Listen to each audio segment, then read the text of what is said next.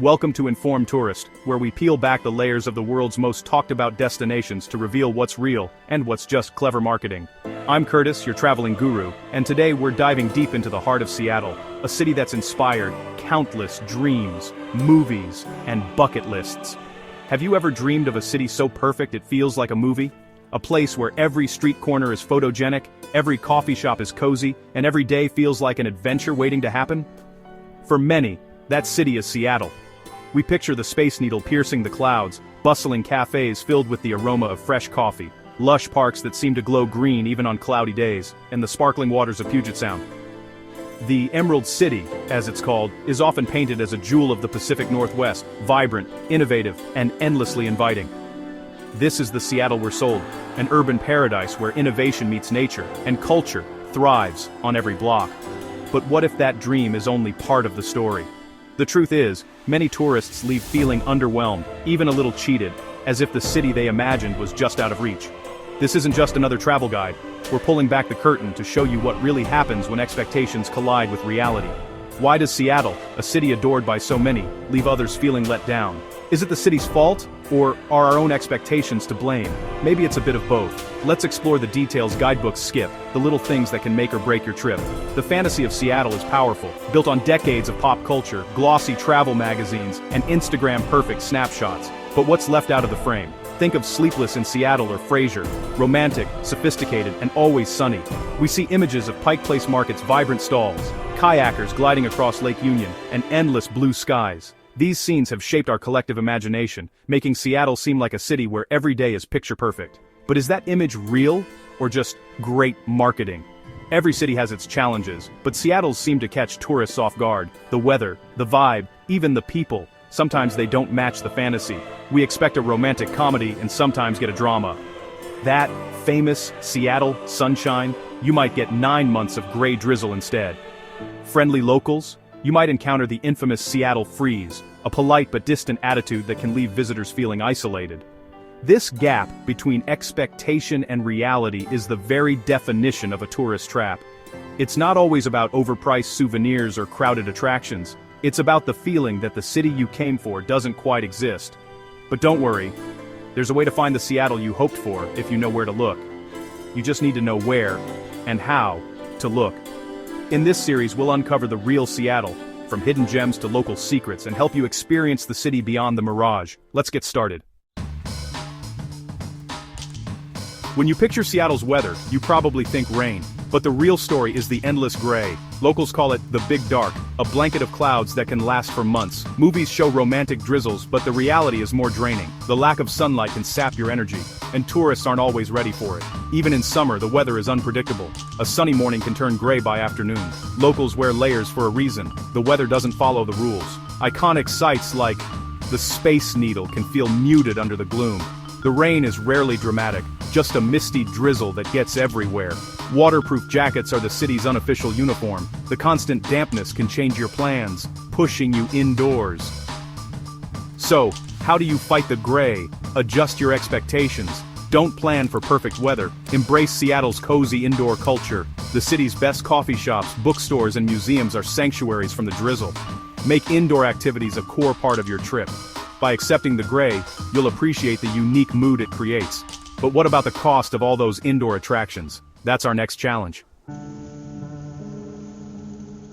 Is Seattle one of the most expensive cities to visit? The Emerald City's high prices are no myth. Travelers feel the pinch from the moment they arrive. Your wallet will notice. From airport snacks to hotel stays, every purchase seems to cost a little more here. Major attractions like the Space Needle and Museum of Pop Culture can quickly drain your budget, especially for families. Even groceries and fast food are pricier than you'd expect. Instead of relaxing, you might find yourself constantly calculating costs. But plan smart. Look for deals like the Seattle City Pass and book tickets online for discounts. And don't miss Seattle's free experiences, Pike Place Market, quirky art in Fremont, or a picnic at Gasworks Park. The best moments like sunsets over the skyline are often free. Seattle may test your wallet, but with a little planning you can enjoy its wonders without overspending. Have you ever felt invisible in a crowd? That's the Seattle freeze in action. Locals are polite but reserved, small talk isn't the norm, and conversations rarely go beyond the surface. Many are transplants focused on work and their established circles of friends. For tourists, this can feel isolating and even a bit discouraging. It's not you. It's the culture here. Don't take it personally. To connect, join a guided tour, take a cooking class, or try a local workshop. Or sign up for a group hike to meet people who share your interests. Smaller neighborhood spots often have a friendlier vibe than the busy downtown chains. Be intentional about where you go, and you'll find warmth and genuine connection. The freeze is real, but it's not unbreakable. There are ways in. Still, there's another challenge that's impossible to ignore in this city. Let's talk about Seattle's visible struggles and what they mean for everyone. Seattle is a city of contrasts, immense wealth and visible hardship. Alongside tech giants and luxury, you'll see homelessness and addiction, especially downtown. For many tourists, this is a shock absent from travel brochures. It's a tale of two cities, innovation and beauty, but also a humanitarian crisis. This can be emotionally heavy for visitors expecting a carefree vacation. Approach with empathy. These are people, not attractions. Being aware before you go helps you process what you see. It doesn't solve the problem, but it prepares you for reality. This is true for many American cities, but it's concentrated in Seattle's core. Understanding this complexity is key to a meaningful visit. Now, what about the places you're told to visit? Are they part of the problem? Are you following a map or a crowd? The tourist trail is well worn. Space Needle, Pike Place, the waterfront. Sticking to these spots gives you a narrow, artificial view. You'll face crowds, long lines, and high prices. Sometimes it feels more like an amusement park. Pike Place. Market is amazing, but on a busy weekend, it's a battle just to move. The Space Needle offers a great view, but it's expensive and crowded. You miss the real city, the neighborhoods, the local flavor. To break free, put down the must-see list, and just wander. Pick a neighborhood and explore with no agenda. Ride a city bus, visit a local park, or check out a farmer's market. The real Seattle is in the small shops, quiet parks and local bars. Escape the tourist bubble to find the city's soul, but there's another secret: timing. When you visit matters as much as where you go. Let's talk about timing. The most important decision for your Seattle trip? When you go. Most tourists visit in July and August chasing the sun, but that's when crowds and prices peak and lines are endless. Summer in Seattle can be stressful and expensive. The secret? Visit in the shoulder seasons. September, October, April, or May. In September, crowds vanish, but the weather is still beautiful. Prices drop, locals relax, and autumn colors light up the parks. Spring brings cherry blossoms and a sense of renewal. Yes, you might get rain, but you'll have parks and viewpoints to yourself. Shifting your trip by a month or two transforms your experience. You move from being a tourist in a crowd to a guest in the city. Timing is everything. Now let's talk about the biggest secret of all.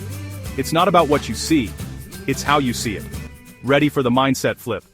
Here it is.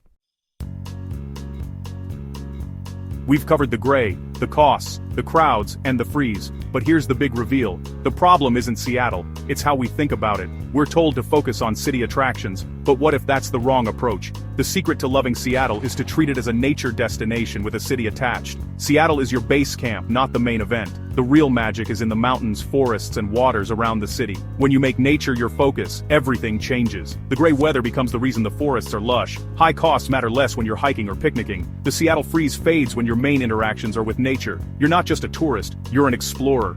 Use Seattle for its best purpose, a launch pad for adventure. Enjoy the city's comforts in the evenings or on rainy days. This mindset lets you sidestep tourist traps and discover true beauty. So, how do you put this into practice? Here's your insider's guide. Ready to treat Seattle as your adventure base camp? Here's how. First, rent a car. It's the best way to explore beyond the city. With a car, the whole region opens up. Dedicate days to nature. Visit Snoqualmie Falls, hike the Cascades, or ferry to the Olympic Peninsula.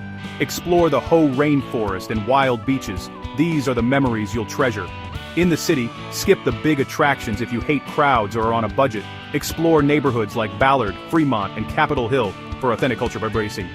Enjoy local museums, quirky shops, and great food. Use rainy days to recharge at a museum or cozy bookstore. After a day outdoors, Seattle's food scene is even better. The city is your support system. Rest, eat, and recharge before your next adventure. By using Seattle this way, you get the best of both worlds, epic nature and urban comforts without the tourist traps. But there's one final secret. It's not about a place, it's about a feeling. Let's wrap it up. Seattle isn't just a city of postcards and crowds, there's a hidden side, one you find when you look past the obvious and let curiosity lead. The Emerald City isn't a place, it's a feeling. It's the wonder when sunlight breaks through rain, the comfort of a city that embraces its quirks, and the magic woven into the mist. It's the chill on a ferry deck, the hush of dawn, the call of gulls over Elliott Bay. These are the moments that linger long after you leave. The magic isn't in a perfect cup of coffee, it's in sipping anything while watching fog roll over the sound. Here, even the weather becomes part of the adventure. You stop being a tourist and become a traveler. You trade checklists for curiosity, wandering side streets, and discovering hidden gems. The real prize isn't a photo at a landmark, it's letting the city surprise you. Put away your phone, look up, and let Seattle reveal itself. Seattle can be a tourist trap, but only if you let it. Step away from the crowds and you'll find a city alive with possibility. Now it's your turn. Share your Seattle stories in the comments.